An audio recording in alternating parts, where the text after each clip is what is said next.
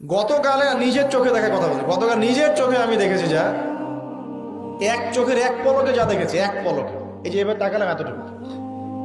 আমরা আসছিলাম এই যে পূর্বাচল দিয়ে মাহফিলে যাব, আমরা চাঁদপুর যাব, ওদিক দিয়ে বের হয়ে। গাড়িতে বসে আমরা সাধারণত কি করি, বই পড়ি বা ফোনে কথা বলি বা পরিবারের খোঁজ খবর নেই। গাড়িতে বই পড়তে পড়তে চোখ লেগে যায় না অনেক সময়? তো চোখটাকে রেস্ট দেওয়ার জন্য জাস্ট একবার গ্লাসটা খুলে বাইরে তাকিয়েছে। পাশ দিয়ে একটা গাড়ি চলে গেল, একটা উবার টাইপের একটা গাড়ি চলে গেল, ড্রাইভার গাড়ি চালাচ্ছে। পিছনের সিটে, আপনার শহরের অবস্থা বলছি, পিছনের সিটে আমি দেখলাম যে একটা ছেলে এভাবে বসে আছে, আমি যেভাবে বসে আছি, আর একটা মেয়ে তার উপরে উঠে বসে আছে ওপেন রাস্তার মধ্যে। এটা আপনাদের শহর।